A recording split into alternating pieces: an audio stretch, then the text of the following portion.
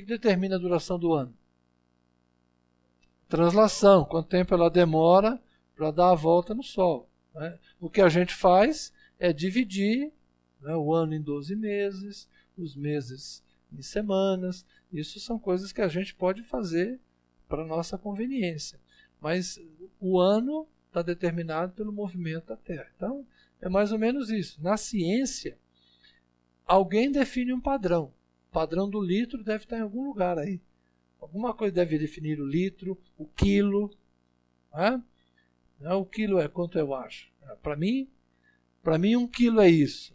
Não é assim. Né? Alguma coisa determina. O açougueiro não pode fazer isso. Né? Tá bom? Então, da mesma forma, o cânon tem essa finalidade. O que é o cânon? O cânon é um padrão que se definiu e tudo foi submetido àquela medida. Vem cá, coloca ele aqui nessa medida. Ele alcança a extensão?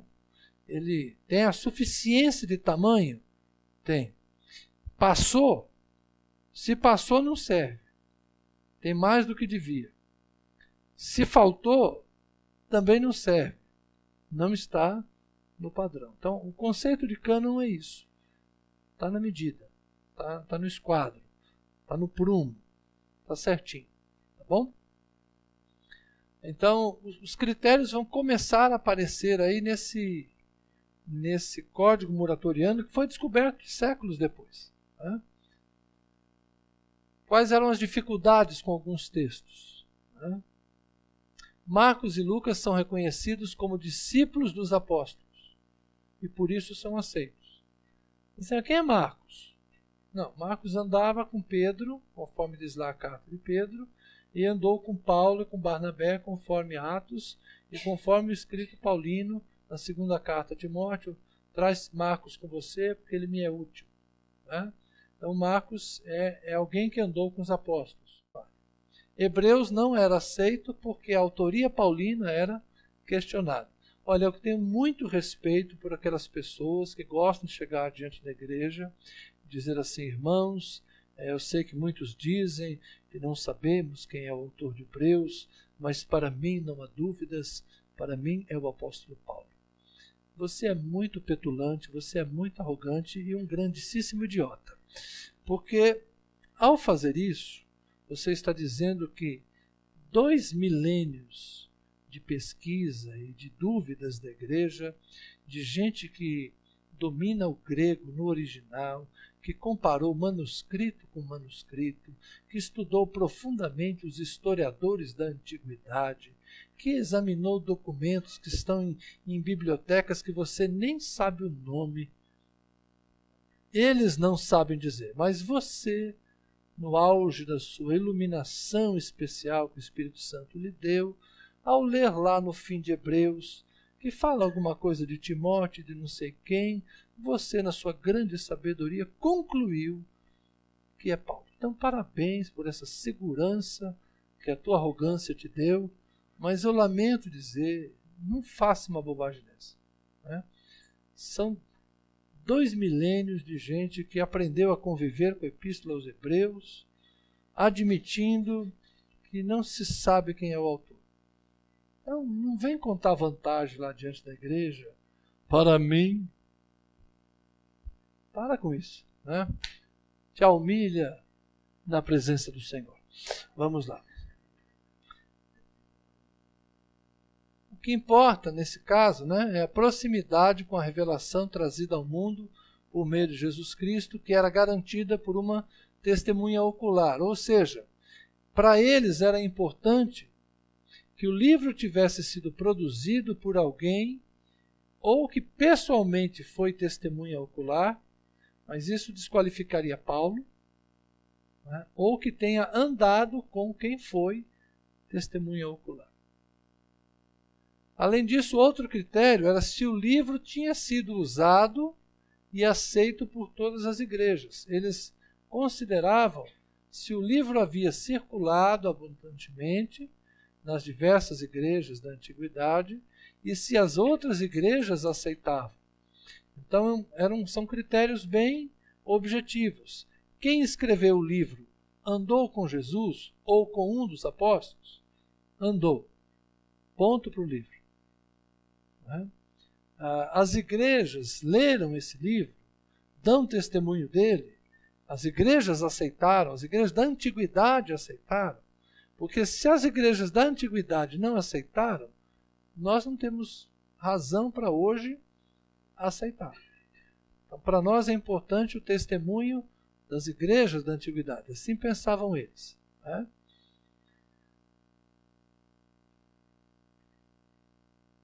Mais tarde, o critério foi formulado explicitamente dessa forma por Orígenes. É surpreendente notar a importância que a Igreja do século II dava ao aspecto de Jesus Cristo estar no centro da mensagem do escrito em consideração. Ou seja, eles se preocupavam se o texto era, vamos chamar assim, cristocêntrico. Né? Se a proposta do texto era revelar Jesus, era falar de Jesus. Não era falar de si, mas era falar de Jesus, revelar a Jesus Cristo.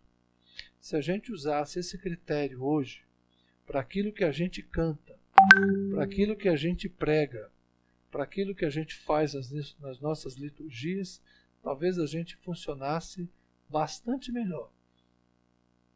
A centralidade de Jesus Cristo e a glória de Jesus Cristo em tudo que a gente faz. Em relação aos evangelhos, a formação do cânon estava concluída ao final do século II. Nas cartas dos apóstolos, há clareza em relação às cartas de Paulo, ou seja, no final do segundo século, as cartas paulinas todas eram aceitas. A discussão em relação às outras cartas permanece aberta até essa época, final do segundo século. Ok? Entendido até aqui? Sim.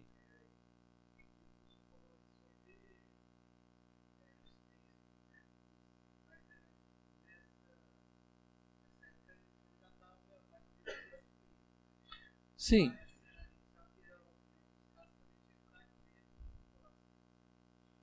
Aí nós temos os problemas chamados textuais. Né? Daqui a pouco a gente fala um pouco sobre isso, então. Que é a questão da manuscritologia. Né?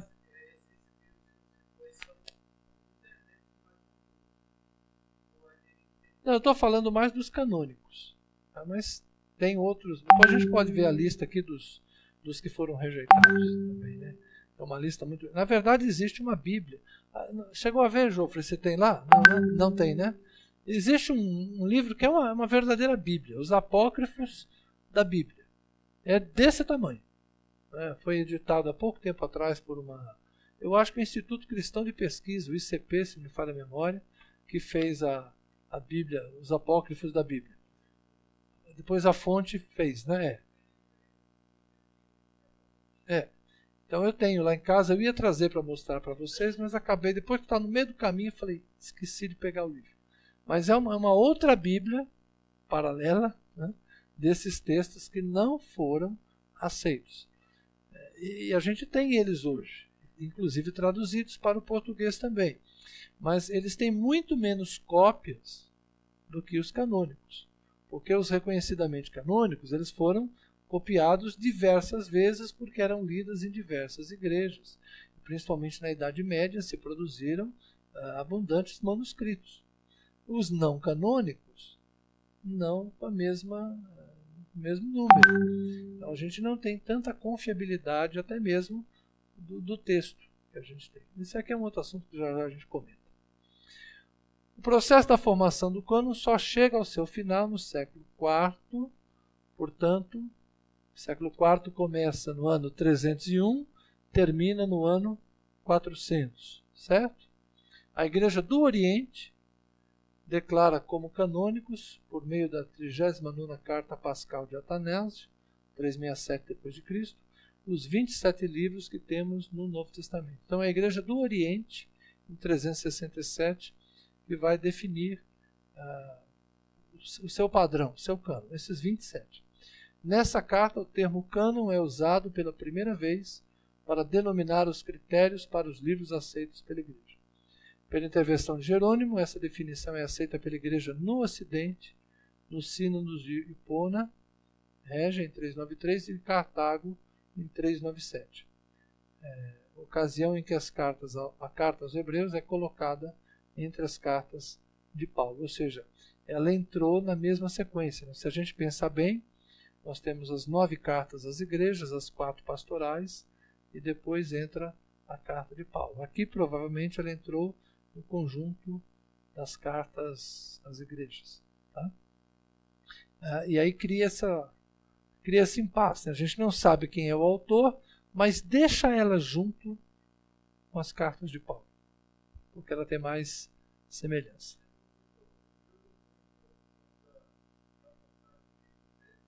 Sim. São os outros elementos que determinam, né? Porque não são apenas aqueles 2 critérios: ter um autor reconhecido que andou com os apóstolos e ter também a aceitação da igreja. Vão surgir outros critérios que vão nos ajudar nisso aí. Perguntas até aí? Tudo bem? Sim.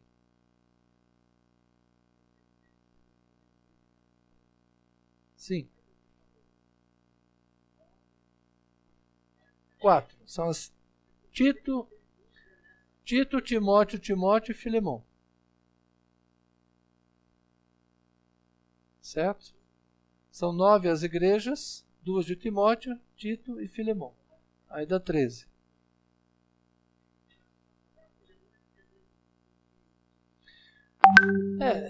Ela não é uma carta pastoral no sentido...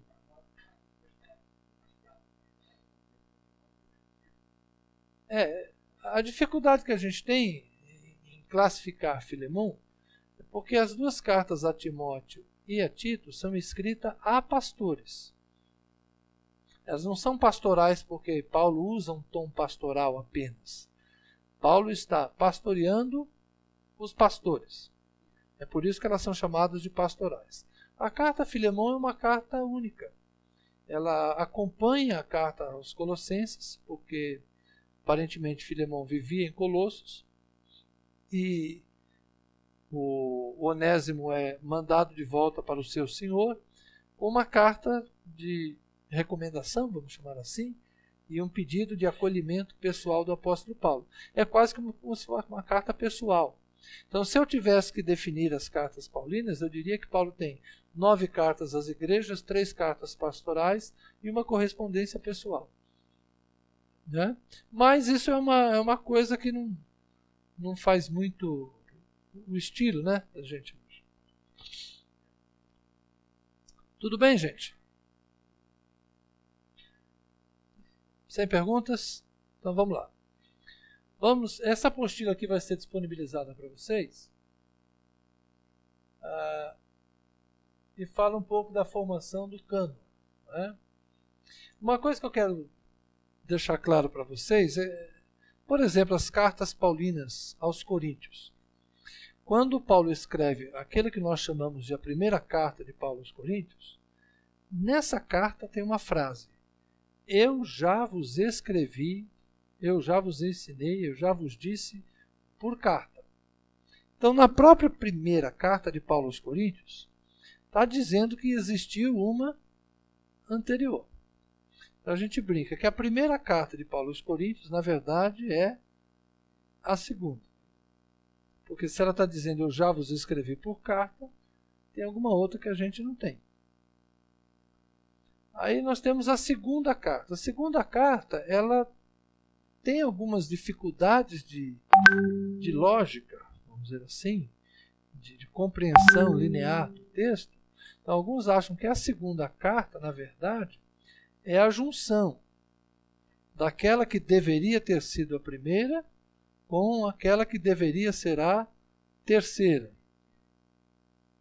Né? Então, que nós temos 3 cartas de Paulo. Nós podemos ter uma carta perdida, ou podemos ter segunda carta aos Coríntios, na verdade, é a primeira carta aos Coríntios, ou Coríntios A, depois Coríntios B, é a primeira, que nós chamamos de primeira, e depois o Coríntios C. Então, nós não temos precisão dessas coisas. Mas aí fica complicado, eu sei. Né? Mas o importante para nós não é de que maneira foi escrito exatamente, mas o mais importante para a gente é o conteúdo da carta.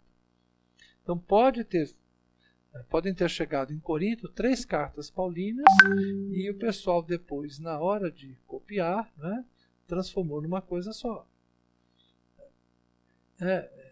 As outras cartas são bem diferentes da carta aos Coríntios. Se você pensar a carta aos Romanos, ela é uma sucessão de discursos teológicos. A carta aos Tessalonicenses são curtas cartas respondendo a problemas específicos. A carta aos Gálatas, antigamente se pensava que era dos primeiros escritos paulinos. Hoje a gente já acha que é dos últimos escritos paulinos, junto mais ou menos das cartas da prisão. Então a gente tem muita dificuldade com a cronologia das cartas paulinas e com a certeza de se termos todas as cartas. Aliás, a certeza que nós não temos. Por exemplo, na carta aos Colossenses diz: leiam a carta de Laodiceia na igreja de vocês e leiam a carta que eu estou mandando aí para Colossos também na igreja de Laodiceia. Algum de vocês já viu a epístola de Paulo a Laodiceia? Nem eu. Ninguém viu, né? Mas na carta aos Colossenses diz que Paulo enviou uma carta a Laodiceia. Aí alguns vão dizer, não, a carta a Laodiceia, na verdade, é a carta aos Efésios. Porque ela é muito parecida com a carta aos Colossenses, então ela deve ter sido produzida na mesma época, é o mesmo contexto histórico, a mesma linha teológica, são cartas irmãs, feitas na prisão. Só que quando o pessoal de Éfeso copiou a carta de Laodiceia, eles transformaram numa carta aos Efésios. E aí desapareceu o nome Laodiceia e ficou o nome Éfeso. Agora vocês percebam, mais uma polêmica, né? Nós podemos ter uma carta perdida aos Laodicenses ou podemos ter uma carta surrupiada pelos irmãos de Éfeso que se apropriaram da carta aos Laodicenses. Quem está certo? Não sei. Lá na glória, na eternidade, a gente pergunta para Paulo: foi isso que você mandou para os Laodicenses? Não, não. Essa aí é de Efésios mesmo, essa aí é de Éfeso. E o que você escreveu para Laodiceia? Nem lembro mais. Pergunta para eles. Né? Ou seja, no caso de Maurício, também pode ter a mesma coisa. Ou uma carta perdida, ou eles uniram as 3 cartas em primeira e segunda. Virou 2. Exatamente. O importante para a gente não é resolver esses problemas que hoje são impossíveis de solucionar. Só se alguém, numa escavação arqueológica, achasse um pote de barro e lá um negócio de couro escrito em grego do século I e está lá: eu, Paulo, prisioneiro de Jesus Cristo, aos amados de Laodiceia. Aí alguém acha esse negócio hoje, uma única cópia, porque nós achamos a carta perdida às Laodicenses. Aí os críticos vão dizer: espera aí, com qual nós vamos comparar para ter certeza que o texto é esse aí? E se essa aí é uma cópia da cópia e houve alguma corrupção desse texto? Nós temos que ter pelo menos 2 para a gente checar. E de preferência é bom você achar uma no Egito, outra na Síria. É sério, porque é assim que funcionava. Você vai achar uma cópia no Egito, uma cópia na Síria, uma cópia em Chipre, uma cópia em Roma, porque aí você tem ideia de que o mesmo texto circulou. Vocês falaram ontem possivelmente sobre os manuscritos de Qumran. Né? Qual foi a grande contribuição dos manuscritos de Qumran achados na década de 50, final dos anos 40, começo dos anos 50 em Israel? É que quando pegaram o rolo de Isaías, um manuscrito que data lá do século II, uns acham que é antes de Cristo, outros acham que é depois de Cristo, é uma coisa complicada, mas lá mais ou menos da época de Jesus. Quando pegaram aquilo lá e compararam com os manuscritos que nós temos, que é do ano 1000, 1200, que é cópia da cópia da cópia da cópia da cópia da cópia, feita com muita atenção, com muito cuidado, Mas pegaram um texto tão antigo e foram confrontar e disseram, está igual. Significa que em 800 anos de cópia, cuidadosamente o texto foi preservado. Então, quanto mais antigo o manuscrito, mais próximo do original, menos probabilidade de erro. Mas é menos probabilidade. Não quer dizer que não há probabilidade de erro. Quando a gente escreve uma frase, às vezes a gente inverte uma letra, inverte um sinal, e isso trava a compreensão. Nós sabemos disso. E os manuscritos, muitos manuscritos, por exemplo, são escritos todos em maiúsculo. Outros são escritos todos em minúsculo. Não há pontuação. Não são divididos em capítulos e versículos do jeito que a gente faz hoje. Então é muito mais complicado você lidar com o texto original e tentar chegar a um texto base. Então são dois trabalhos. Primeiro, dizer, essa carta de Paulo aos Romanos é canônica. Ponto. Qual delas? O manuscrito que nós achamos em Roma, o manuscrito que está em Bizâncio, o manuscrito que está não sei onde? Não sei. Vamos comparar todos? Vamos. Esse aqui, essa palavra está com A, ali está com E. Aqui o verbo está no presente. Ali o verbo está no auristo. A declinação aqui mudou. Ali está um ômicron, aqui está um ômega. Pequenas variações. A chamada crítica textual. Tá? Só que existem aqueles erros que a gente sabe que é erro tipo. Por exemplo, na Assembleia de Deus, comer S, a gente está acostumado. As bênçãos de Deus, as mãos de Deus, a gente está acostumado. A gente já sabe que assembleano come S. Então você vai para lá, você já leva um monte de... Toma uma sopinha de S em casa, leva um monte de S no bolso, porque é típico do pentecostal comer S. Né? Então existem... Sou malvado, né, gente? Eu sou malvado demais. Isso é um amigo meu, muito amigo meu, mas não tem jeito, né? De vez em quando a gente brinca com ele, rapaz, toma uma sopa de letrinha só com S, para ver se você para de comer S na hora que está pregando, né? Mas certos erros são previsíveis. Erro de número, erro de gênero, erro de grau, Você chegar no Rio Grande do Sul, o cara fala, nós vai, nós foi. Né? Você entendeu o que ele quis dizer. Então existem erros gramaticais que são previsíveis. Então, esse erro está aqui, não, mas o certo é aquele lá. Isso aqui é comum errar desse jeito. Mas às vezes não. Existem palavras gregas, por exemplo, que só foram usadas uma vez em um texto bíblico. Aí você fica, o que essa palavra significa? Como é que eu traduzo essa palavra? Porque só foi escrita uma única vez. Então, para você achar o sentido do texto é complicado. Então, há muitas coisas nos manuscritos que a gente tem que trabalhar.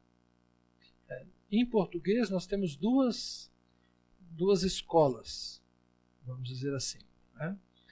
Você tem os que usam o texto os trinitarianos, que preferem o texto receptus, que é de Erasmo de Roterdã. Né? Aí eles falam assim, não, o texto original que nós temos, o melhor texto grego que nós temos é o texto que Erasmo de Roterdã fez na época da Reforma, é o texto receptus. Então nós devemos fazer a tradução para o português a partir do texto receptus de Erasmo. Ok. Qual das edições de Erasmo? Erasmo fez uma primeira, fez uma segunda, fez uma terceira, fez uma quarta. À medida que ele ia achando manuscritos, que ele ia pesquisando, ele ia aperfeiçoando o seu texto grego. Mas outros preferem o Nestlé Adams, que são dois outros pesquisadores que trabalharam com mais manuscritos, fizeram coisas depois, né? Não lá na época da Reforma, já bem depois, um trabalho com outros critérios científicos e chegaram a um texto grego diferente do texto de Erasmo em poucas partes. Mas essas poucas partes são significativas. É por isso que às vezes você pega a sua Bíblia. Quer ver? Pega o capítulo 8 de João. Quem tem Bíblia aí?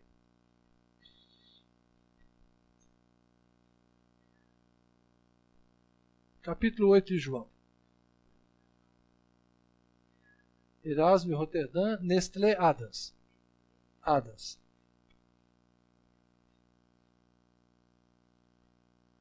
Capítulo 8 de João. A historinha lá da mulher pega em adultério. Começa onde? Qual o versículo? 50 aí. Hã? Começa no... E termina... Fala aí pra mim, gente. Eu não tô com a Bíblia aberta aqui não. Por favor. Me socorro. Então. Começa no 7:53, é isso? E termina no 11? Do 1 ao 11. Olha lá embaixo na notinha de rodapé. Na nota de rodapé deve ter lá. Alguns manuscritos não trazem os versículos. Pode olhar aí.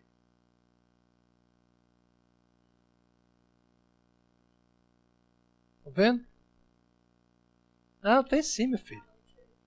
O menino tá com medo.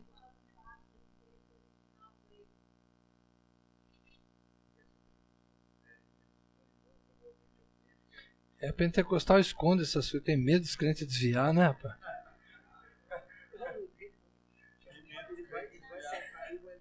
Essa aqui é a corrigida, né? Porque a pentecostal é feita em cima da corrigida. Olha, a Bíblia de estudo que você precisa ter não é essa. A pior versão que a gente tem em português é a corrigida. Por quê? Por alguns motivos. Primeiro, porque ele está baseado no texto grego que sofreu menos correções. E ela usa o português mais arcaico da década de 50, do século passado, do milênio, último século do milênio passado. Então o que acontece? Você está usando um texto grego obsoleto numa tradução arcaica, num português que a gente não fala mais. Então essa ideia de que a Bíblia antiga é boa, não. O manuscrito antigo é bom. A Bíblia moderna pegou o maior número possível de manuscritos antigos, inclusive os achados em Qumran, na década de 50, e usou esses manuscritos para aperfeiçoar o seu texto hebraico e o seu texto grego, e fez uma tradução num português mais atual. É por isso que eu uso a NVI ou a atualizada. E em alguns casos eu gosto de usar a linguagem de hoje, embora não seja aquela linguagem formal que a gente está acostumado, mas é a linguagem mais clara para a gente compreender no nosso vernáculo, no português, alguns textos. Então essa ideia de a Bíblia da minha avó, que era Psalmos, aquela Bíblia que é boa, é Psalmos ainda, né, com P, antes dos Salmos. Na verdade, aquele é um texto antigo. Por quê? Porque a pesquisa arqueológica do século XIX e do século XX, que foi grandemente inovadora, permitiu aperfeiçoar o texto hebraico e o texto grego. E depois fazer uma tradução para o português melhor. Então a Sociedade Bíblica do Brasil produziu primeiro a tradução brasileira, na década de 20, depois produziu a versão corrigida. Por que ela é corrigida? Porque ela corrigiu a brasileira, gente. Mas isso quer dizer que a brasileira tinha erros? Tinha. Precisou corrigir. Só que depois a corrigida ficou antiga no português. Aí se fez a atualizada. E depois se percebeu que a atualizada ainda era uma linguagem muito formal. E aí criou-se a linguagem de hoje na década de 80. Só que aí ficou informal demais. Aí o pessoal achou, não, você vai chamar Deus de o Eterno, não está legal. Aí eles fizeram uma atualização da atualizada nos anos 90. Nos anos 80 sai a primeira linguagem de hoje. Nos anos 90 sai uma reimpressão. Aliás, não é uma reimpressão. é uma atualizada, e no começo do ano 2000, lá, mais ou menos,